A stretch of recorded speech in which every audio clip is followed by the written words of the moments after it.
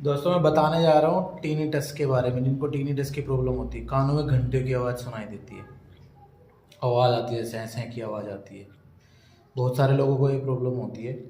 लोग काफ़ी दिन तक दवाइयाँ खाते रहते हैं, कोई आराम नहीं पड़ता है।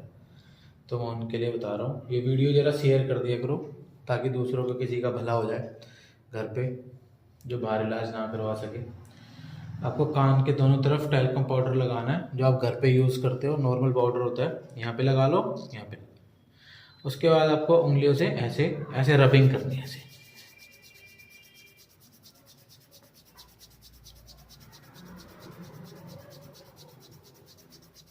ठीक है ना? इसको ऐसे रब करिए बैक साइड में।